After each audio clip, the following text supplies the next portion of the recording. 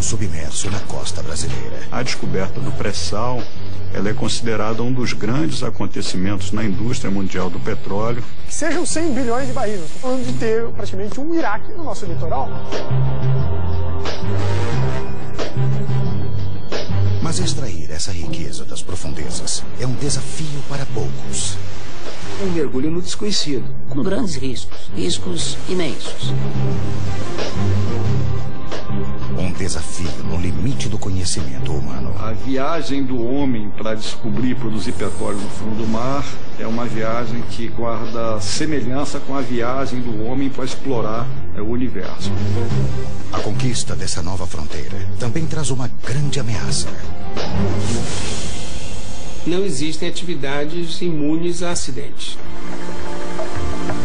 Se aconteceu no Golfo do México, pode acontecer em qualquer lugar do mundo. Com tantos riscos, vale a pena explorar essa nova fronteira? Você tem que desafiar aquilo que já existe de forma a construir o novo. E a expressão mágica é por que não?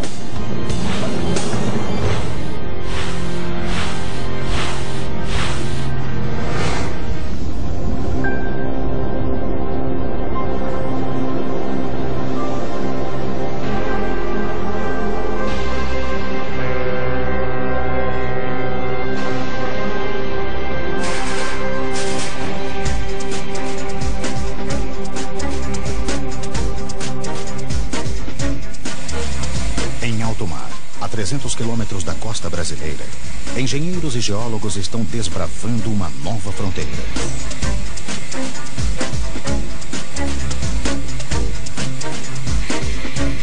Aqui, a quase 7.000 metros de profundidade, está a maior reserva de petróleo encontrada no planeta nos últimos 10 anos.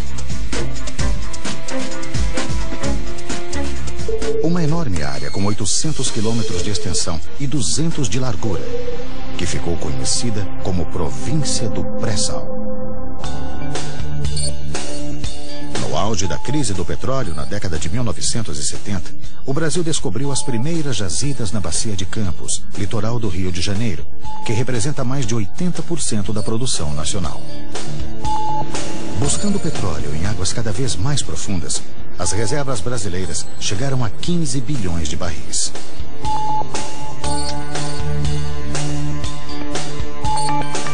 Mas na virada do século, ficou claro que para manter o volume dessas reservas, seria preciso descobrir novos campos. Então esse era o cenário que nós tínhamos naquele momento, tá? De buscar exatamente grandes reservas, com grandes riscos imensos.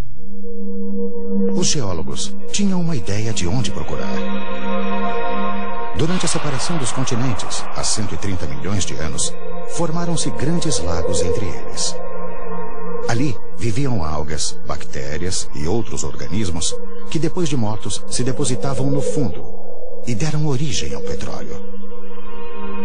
Na medida em que houve a continuidade da separação dos continentes, começa a entrar a água do mar, ela fica confinada em determinados momentos e vai então criando essas grandes espessuras de sal. O sal estaria ali funcionando como um grande selo. Então todo o petróleo gerado e migrado na parte inferior desse sal teria enormes dificuldades de ultrapassá-lo. A primeira estratégia foi de coordenar um levantamento sísmico, aquisição sísmica 3D. Foi o maior levantamento 3D exploratório do mundo. Um navio que vai passando na superfície do mar e emitindo ondas, e essas ondas vão até o subsolo e são refletidas para a superfície e captadas por sensores na superfície.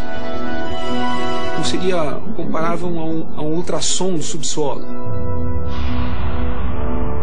As imagens mostraram sinais de que abaixo da camada de sal poderia realmente haver reservatórios de petróleo. A partir daí, desse modelo e do dado sísmico, o que falta é descer a broca e constatar que, de fato, aquele modelo, e lastreado pelo entendimento sísmico, pela interpretação sísmica, se configura numa realidade, né? Em dezembro de 2004, uma sonda de perfuração foi enviada para a região. O ponto indicado pelos geólogos para perfurar o primeiro poço foi chamado de Paraty. A expectativa era imensa, né? 2, 3 poços secos poderiam colocar essa ideia por mais 10 anos aí na prateleira. Uma broca é levada até o fundo do mar por uma coluna formada por segmentos de 30 metros cada, conectados um a um.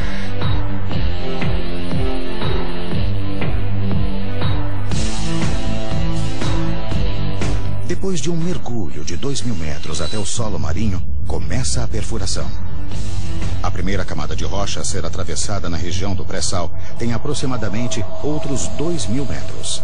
E aí vem o grande desafio: a camada de sal. Existe sempre uma rivalidade, né, entre o sal e a perfuração.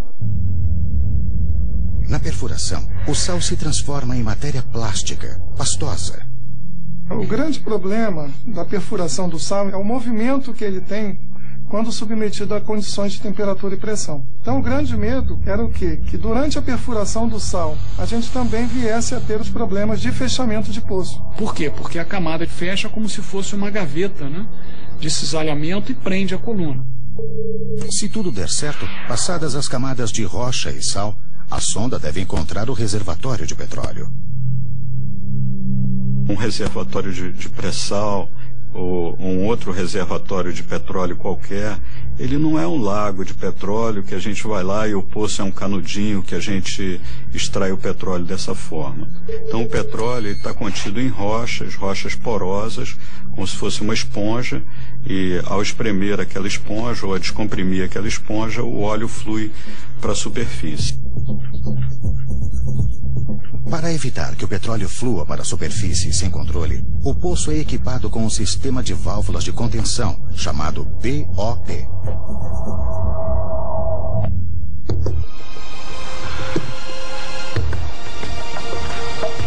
Durante 15 meses, a sonda perfurou o poço de Paraty até uma profundidade de 7.600 metros. Era um mergulho no desconhecido. O mergulho custou bem mais do que previsto, 240 milhões de dólares. Na época, o poço mais caro da história mundial. Felizmente, nós só ficamos sabendo disso no final, senão talvez tivéssemos dificuldade de aprovação. E pior, contrariando todas as expectativas, no fundo do poço havia muito gás, mas quase nada de petróleo. Mesmo assim, Paraty é visto como um fracasso que deu certo. Então foi uma descoberta muito importante porque ela comprovou basicamente a existência de um sistema petrolífero ativo. Isso nos incentivou ao passo seguinte, que foi a perfuração do poço pioneiro de Tupi. Tupi seria a prova de fogo de todo o projeto.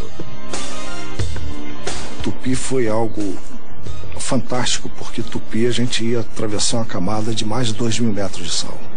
Isso até então a Petrobras nunca tinha perfurado uma situação dessa. Então nós nos preparamos realmente como se fôssemos preparar para uma guerra. A perfuração de Tupi começou em março de 2006. 5 meses depois, a sonda atingiu a rocha reservatório, 3 vezes mais rápido do que em Paraty. Mas o fantasma do fracasso assombrou os exploradores mais uma vez.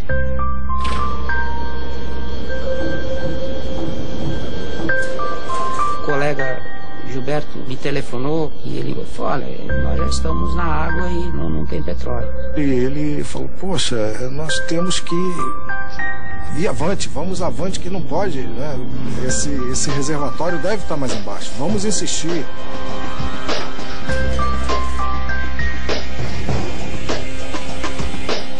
Era impossível acreditar naquilo que me havia sido dito, né? Então, naquele momento ali, a gente fica, poxa, e tal, e agora o que a gente faz, né?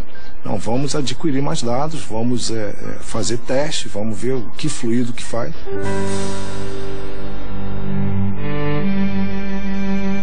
Nós estamos adquirindo dados do poço em tempo real. Ele chega aqui de forma que nós podemos interpretar na hora que chega o reservatório, nas características do reservatório em si. Gilberto voltou a ligar para mim e disse: olha, Carminati, corremos o outro grupo de perfis e, de fato, estamos constatando ali uma coluna de petróleo interessante, com fluido livre, mobilidade, portanto tinha reservatório, etc. Enfim, o domingo iniciou aquela hora. Nós ficamos de plantão aguardando esse momento aí, e pô, é um momento incrível, cara. Os exploradores haviam finalmente encontrado petróleo. Ao mesmo tempo que você vive isso diariamente, você às vezes para e diz: meu Deus, será que eu estou sonhando? Mas para tornar o petróleo do pré-sal uma realidade, os exploradores ainda precisam percorrer um longo caminho. Posso entrar, senhor Giacomo? Seu Giacomo! Houve uma violência que extrapolava a própria figura do homicídio. Então nós já notamos que a gente estaria diante de uma mente brilhante, mas psicopática. Ele matou 13 homossexuais. Em Instinto Assassino, o maníaco do Trianon. Estreia segunda às 10 no Discovery Channel. Milhões de anos de depósito e compressão resultaram nisso. Calcário. O calcário se desenvolveu no mar, mas foi moldado pela chuva.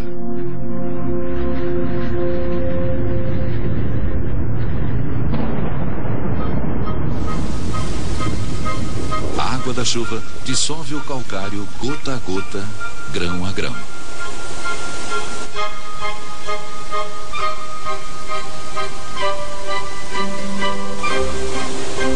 Uma reação química bem simples esculpiu alguns dos cenários mais deslumbrantes da Europa.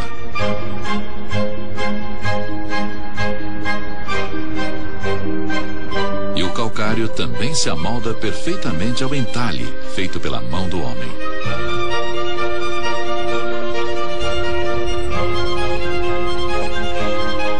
Essa rocha e seus derivados, como o mármore, fornecem um excelente material de construção. O legado dos mares jurássicos envolve alguns dos monumentos naturais e artificiais mais incríveis e celebrados. Os pináculos incríveis de Oxford foram construídos quase que inteiramente de calcário jurássico. Pedreiros locais decoraram esse bolo arquitetônico de forma imaginativa, incluindo deuses e gárgulas. E quando essa rocha foi extraída, ela também revelou vestígios de monstros reais, os ossos de enormes dinossauros.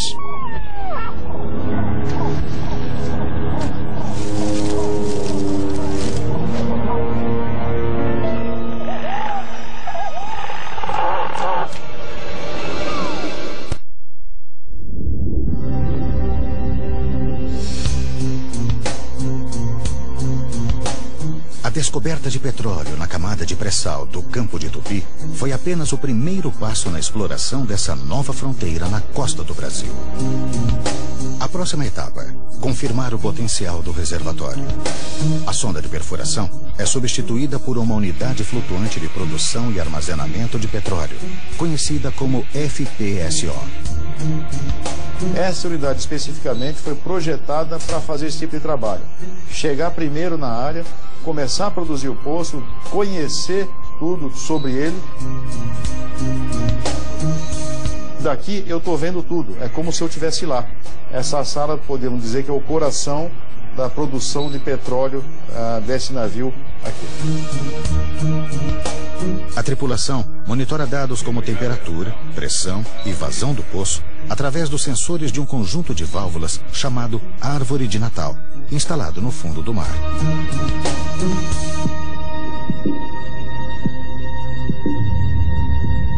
É a Árvore de Natal que